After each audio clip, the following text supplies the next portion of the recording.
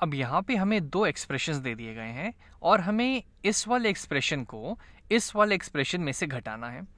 तो वो कोई मुश्किल बात नहीं है, बस यहाँ पे थोड़ा सा ध्यान आपको उस चीज़ में देना होगा कि एक बार आपने आइडेंटिफाई कर लिया, एक बार आपने पहचान लिया कि कौन से दो टर्म्स लाइक टर्म्स हैं, तो उसके बाद आप ये आराम से सॉल्व कर सकते हैं।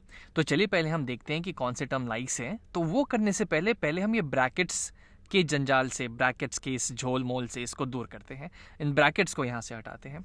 तो यहाँ पे तो पहले मैं इस वाले एक्सप्रेशन को तो यहाँ पे जो का त्यों लिख दूंगा, 4x² माइनस 3xy प्लस 25, ये तो आ जाएगा।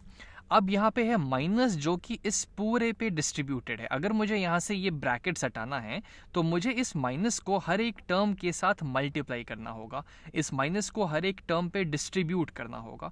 और ये जैसे मैं करूँगा सारे टर्म्स का जो साइन है वो उल्टा हो जाएगा, रिवर्स हो जाएगा।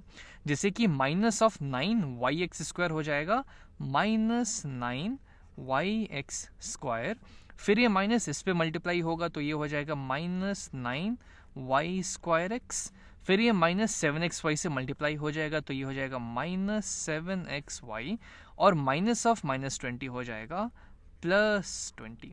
तो अब मेरा एक ये सिंपल सा स्ट्रेट एक ये एक्सप्रेशन आ गया। अब हम इसको सॉल्व करते हैं। अब हम देखते हैं कि यहाँ पे कौन से टर्म लाइक्स टर्म है। अब हम यहाँ पे देखते हैं कि कौन से टर्म यहाँ पे लाइक टर्म्स होंगे। तो पहले तो हम यहाँ पे आइडेंटिफाई करते हैं, जैसे पहला टर्म है 4। अब इसका जो ये वेरिएबल पार्ट है इसमें 2x है और 1y है। सिर्फ ध्यान रहे, सिर्फ 2x और 1y, यानी कि इसका जो वेरिएबल पार्ट है वो है x² y के बराबर। तो अब हम ऐसा टर्म ढूंढते हैं जिसका वेरिएबल पार्ट ठीक ऐसा हो। जैसे कि यहाँ पे अगर मैं देखूँ तो ये है xy, यहाँ पे सिर्फ एक x है और y है, तो ये तो इसके जैसा नहीं होगा क्योंकि यहाँ पे तो 2x है, तो ये दोनों लाइक टर्म्स नहीं होंगे। फिर ये तो कांस्टेंट टर्म है तो ये तो इसके जैसा बिल्कुल भी नहीं होगा। यहाँ पे आते हैं, ये मुझे कुछ कुछ इसके जैसा लग रहा है, तो चलिए देखते हैं। यहाँ पे कितने x है, तो 2x है, ठीक है, और एक y है जो कि आपस में मल्टीप्लाइड है। यहाँ पे भी 2x थे और एक y थे जो कि आपस में मल्टीप्लाइड थे। तो मुझे लग रहा है कि ये और ये आपस में लाइक टर्म्स होंगे। और अगर शायद आपको ये लग रहा होगा कि यहाँ पे इनका ऑर्डर तो अलग है, यहाँ पे हमने x² को y से मल्टीप्लाई किया है और यहाँ पे y x² से मल्टीप्लाई है, तो उसमें कुछ फर्क नहीं पड़ेगा, वो सेम ही चीज़ है। आप y को x² से मल्टीप्लाई करें या फिर x² को y से, ये वही बात होगी कि आप 2 को 3 से मल्टीप्लाई करें या फिर 3 को 2 से मल्टीप्लाई करें, कुछ फर्क नहीं पड़ेगा, हमारा आंसर सेम ही आता है। तो सेम चीज़ यहाँ पे है, चूंकि इन दोनों का वेरिएबल पार्ट सेम है, number of x number of y दोनों सेम है, तो ये दोनों आपस में लाइक टर्म्स हो जाएंगे। चलिए और देखते हैं। अब यहाँ पे आते हैं, तो क्या ये भी लाइक टर्म होगा क्या इन दोनों के जैसा? तो यहाँ पे एक x है और 2y है, लेकिन यहाँ पे 2x है और 1y है, तो ये तो लाइक टर्म नहीं होगा। ये यहाँ पे बस कंफ्यूज करने के लिए हमें दे दिया था, ये इसके जैसा नहीं होगा, तो ये दोनों सिर्फ लाइक टर्म हो जाएंगे। और आगे बढ़े तो यहाँ पे x और y है, एक x और एक y, तो ये भी लाइक टर्म नहीं होगा, और ये तो कांस्टेंट टर्म है तो ये तो होगा ही नहीं। तो ये वाला पार्ट और ये वाला पार्ट आपस में लाइक हो जाएंगे, ये दोनों लाइक टर्म्स हो जाएंगे। चलिए और दूसरे लाइक टर्म्स यहाँ पे ढूंढते हैं। तो यहाँ पे है -3xy। अब देखते हैं इसके जैसा और कौन सा टर्म है यहाँ पे। हाँ, इसका भी जो वेरिएबल पार्ट है वो x टाइम्स y ही है, यानी कि ये दोनों आपस में लाइक टर्म्स हो जाएंगे। और फिर फाइनली है यहाँ पे कांस्टेंट टर्म, यहाँ पे 25 और यहाँ पे है 20, तो ये भी लाइक टर्म्स हो जाएंगे, दोनों कांस्टेंट टर्म।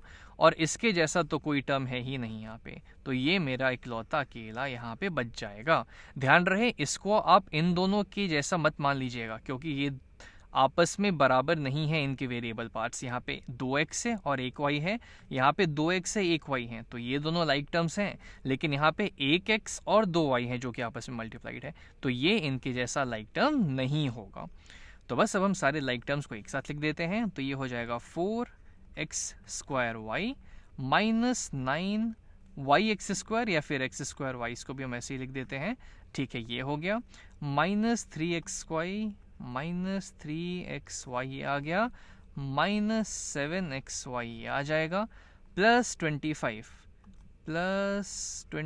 वो हो गया, और प्लस 20 ये हो गया, और फिर ये फाइनली लास्ट वाला -9y²x यहाँ पे आ गया। अब इसको हम सिंप्लीफाई कर देते हैं, तो अब हमें क्या मिलेगा? तो ये और ये आपस में दे देंगे मुझे 4 टाइम्स कोई चीज़ है हमारे पास, उसमें से हम 9 टाइम्स सेम चीज़ घटा रहे हैं, यानी 4 माइनस 9 होता है -5, तो हमारे पास बच जाएगा -5 टाइम्स सेम चीज़, यानी -5x²y।